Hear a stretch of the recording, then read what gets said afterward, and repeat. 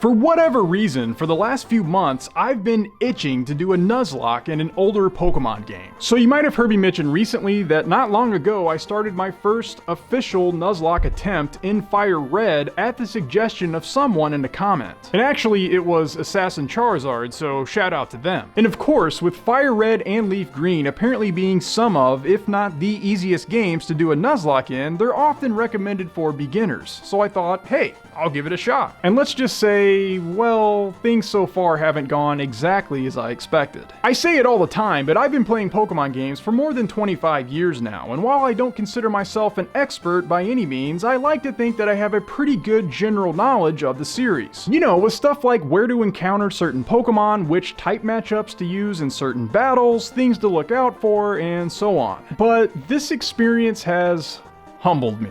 By the way, if you're not familiar with what a Nuzlocke is, it's just a self-imposed challenge with Pokemon games with the basic rules of 1. You can only catch the first Pokemon that appears in a given route or area and no more. 2. If a Pokemon faints, it's dead and can no longer be used. And 3. Nickname your Pokemon, but that doesn't really affect the gameplay. There are also optional rules that you can use, such as the duplicates clause, but at its core, those are the 2 or 3 main rules. Sounds simple, right?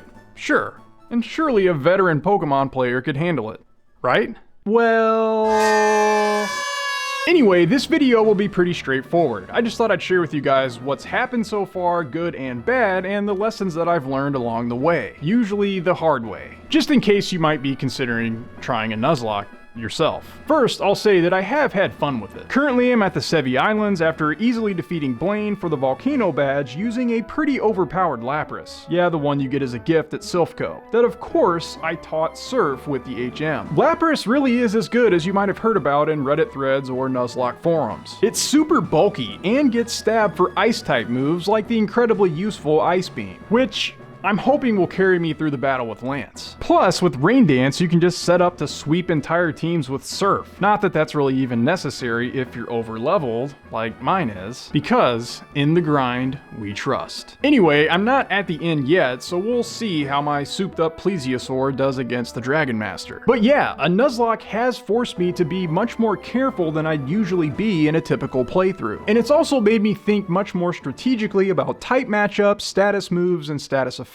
Plus attack stats, defense stats, and all of that, and even the implication of things like held items and abilities. And that last one, abilities, is actually related to one of the first mistakes that I made. So obviously, FireRed and LeafGreen are remakes of the original Gen 1 games, those being Red and Blue for Western audiences and Red and Green in Japan. So you've got the familiar Kanto region, the original 3 starters of Bulbasaur, Charmander, and Squirtle, yada yada. Should be pretty straightforward, right? Well, maybe, if it wasn't for the fact that somehow I forgot that FireRed and LeafGreen aren't just Gen 1 remakes, they're Gen 3 games. Yeah, somehow just slipped my mind. Silly me. So these games, like their Hoenn counterparts, include abilities, which are characteristics that Pokemon can have on top of their natures and stats and can have several different effects in battle, some of which go beyond just how much damage one particular attack does or doesn't. For instance, there's the very well known and very good ability of Intimidate, which lowers the attack stat of opponents by 1 stage when the bearer of the ability enters a battle. It may not sound like much, but as I'm sure many of you know, it's incredibly useful in competitive play and really even just a normal playthrough, because it could make the difference between an attack that knocks a Pokemon out or an attack that stops just shy of that, leaving you or your opponent to get in one more move, which may or may not decide the winner. There are even abilities that have effects outside of battle, such as Pickup, which gives a Pokemon with that ability in your party a chance at gaining an item after every battle. This is probably best known by way of Zigzagoon in Ruby, Sapphire, and Emerald. Thanks for all the free junk, Zigzagoon. Such a generous little dumpster diver. Fun fact, in FireRed and LeafGreen, Meowth actually has this ability, which I guess fits well with its whole thing of collecting shiny objects. I've carried one around during my Nuzlocke just for the free stuff, because you also have to be pretty careful about what you spend your money on. By the way, I've got a tip related to that coming up later. But some abilities can have a devastating effect on a Nuzlocke. And because I was stupid enough not to really even think about abilities for much of my attempts so far, I made the mistake of entering Diglett's cave with a Magikarp as the first Pokemon in my party. Yeah, some of you probably already know why this was such a mistake, but for those who don't, Let me explain. Magikarp, as we know, is a completely worthless excuse for a Pokemon that evolves into the conversely powerful Gyarados at level 20. So if you can put in the work and suffer through leveling this thing up for long enough, at level 20 you'll end up with a really good water type. Really arguably one of the best Pokemon ever. Any way you look at it, whether it's for a normal playthrough or a challenge run. Gyarados is really just that good, with kind of an exception in Gens 1 through 3 because the physical special split that hadn't taken place until Gen 4 meant that Gyarados couldn't take full advantage of its very high attack stat. So maybe I shouldn't have even bothered with grinding up for a Gyarados in the first place. But I digress. And here's the problem. Until level 15, when Magikarp learns Tackle, the only move it has is Splash. Which of course is infamous for doing absolutely nothing. Yeah, no damage, no status effects, no nothing. And how it's actually splashing anything by flopping around on the dry ground, I don't know, but hey, it's a fictional fish we're talking about here. So to get your Gyarados, you have to train this thing solely by switching out. Send it out first thing, then switch out, and send in another Pokemon that's not going to get one-shotted by a level 3 Pidgey. Over and over and over again. Which, of course, is why I had Magikarp as the first Pokemon in my party. And I had already sunk quite a bit of time into it. Unfortunately for me, when I wandered into Diglett's cave to grab a Diglett to use against Lieutenant Surge, oh, and by the way, it wasn't actually a Diglett on my first encounter, it was a Dugtrio, which really is pretty lucky, but not in this case, because I suddenly realized that Diglett and Dugtrio have the ability Arena Trap. And you'd think that I would have remembered, given that Arena Trap is the exclusive ability of Diglett and Dugtrio, and Trapinch, but I didn't. And if you need a refresher, like I obviously did, Arena Trap prevents a Pokemon from fleeing or switching out, with the exception of quote-unquote raised Pokemon, such as those with the ability Levitate. And with Magikarp being the pitiful floor flopper that it is, it was doomed. Couldn't switch out, its only move is Splash, and slowly it dawned on me, I just lost my Carp. That I just spent like an hour trying to level up. Yeah, I was kinda ticked. Part of me actually wanted to rage quit the run, but really that was on me. I should have better familiarized myself with abilities before I wandered into that cave infested by demonic burnt chicken nugget moles. So there's Nuzlocke lesson learned the hard way number 1. Don't forget about abilities. Some can be really beneficial, and others can be, well, soul-crushing.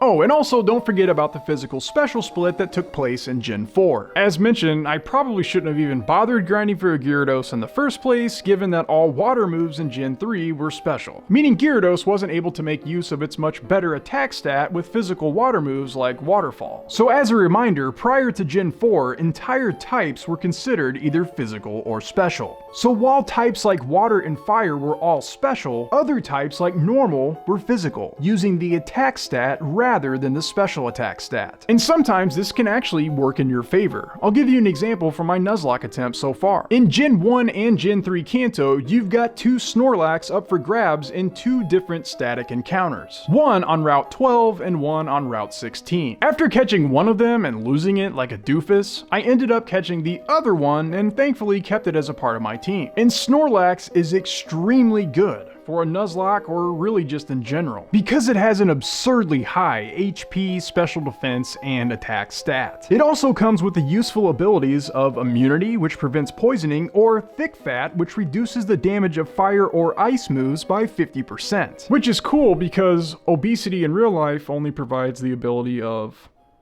diabetes. I'm Wilfred Brimley, and I'd like to talk to you for a few minutes about diabetes. Anyway, Ghost-type moves, for whatever reason, are classified as physical prior to Gen 4, which, if you think about it, makes absolutely no sense at all. Ghosts, by definition, are beings that exist outside of the physical, mortal plane. Not that ghosts actually exist, but if they did, they wouldn't be able to interact with anything physical in the first place, which kind of undermines the supposed evidence for them, such as turning your lights off and on, or throwing your cat across the room.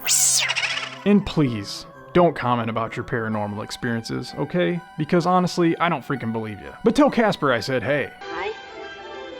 But yeah, since ghost moves are physical in Gen 3, they're a great fit for Snorlax. And it can learn the TM for Shadow Ball, which is readily available for purchase at the Celadon Game Corner. It costs 4,500 coins, which is pretty steep, but with the Versus Seeker being a thing in FireRed and LeafGreen, you can just spam trainer battles over and over again to rack up quite a bit of money. Not to mention free XP. It's a great way to grind both. So there's another tip. The Versus Seeker is your friend. Basically free money and free XP, and much more XP than you would get from just grinding wild battles. But why run Shadow Ball on Snorlax, you ask? Well, because it trivializes a gym battle that could otherwise very easily end your run. Sabrina. Yeah, Sabrina's team, particularly her level 43 Alakazam that knows both Calm Mind and Psychic, could very easily wreck your crap if you're not careful. In FireRed and LeafGreen, Psychic is easily still the most powerful type, even after the introduction of Dark in Gen 2, with Alakazam being the most powerful Psychic Pokemon, second only to Mewtwo. By the way, I grabbed a Drowsy on Route 11 for this reason. I evolved it into a Hypno and even taught it Psychic from the TM that you get in Saffron City, but unfortunately lost it to, well, more on that in a sec. But with Snorlax's high HP and special defense paired with a powerful ghost type move like Shadow Ball that takes full advantage of its high attack stat, it absolutely destroys Sabrina's team. Like sweeping everything in one hit, if you've leveled it up enough. And it also comes with Rest, which basically makes it a wall that's really hard to take down. So yeah, if you can catch at least one of the 2 Snorlax that are available, it's absolutely killer for a FireRed or LeafGreen Nuzlocke. And then teach it Shadow Ball and you're off to the races. Well, maybe not. I mean, Snorlax's not going to win any races. Unless it's a race to see who can end up on my 600-pound life first. I don't want to get malnourished either. Do you look like you're malnourished? Game over. Or maybe... Shut up, they don't want to hear that crap. Oh. Sorry. Anyway, here's my last lesson that I've learned in my Nuzlocke attempt so far. Watch out for one-hit KO moves like Self-Destruct. Yeah. If you've seen my Types of Pokemon Players Part 2 video, then you probably know that Self-Destruct has screwed me before. That time out of the one shiny that I've ever found in the Gen 2 games. And in my Nuzlocke run, it came for me again. This time in the form of coughing and wheezing and Voltorb and Electrode that the Team Rocket grunts and scientists use at Silphco. Many of them have Self-Destruct, and unfortunately that's what killed my Hypno. I was thinking that it would carry me through Silphco since Team Rocket uses so many poison types. And it did, until it ended up needing to be scraped off the walls by whatever poor soul had to come through and clean up afterwards. And because that loss crippled my team, I ended up having to use my starter, which was a Charizard at that point. And yes, I know that Charmander's not the ideal pick for a Nuzlocke, but when it came up against Giovanni's Rhyhorn, it got rock blasted into oblivion. So yeah. Lost my starter too. But you live and you learn, right? Again, I'm not done yet and I still have the Viridian Gym coming up, so hopefully that'll be a chance to avenge the death of my Charizard and then move on to the Elite Four from there. So still a ways to go and probably more lessons to be learned that I can share with you guys later. In the meantime, I hope you guys enjoyed this video and found these tips useful or at least relatable. If you did, let me know in a comment. Or share some other things that you guys have learned during your Nuzlocke runs. At this point, I'm willing to take all the help I can get, and I always love to hear from you guys. Anyway, if you haven't subscribed yet or done all the YouTube-y stuff, consider doing so if you want to see more nerdy Pokemon content like this. And in the meantime, thank you for watching as always, and I'll see you guys soon.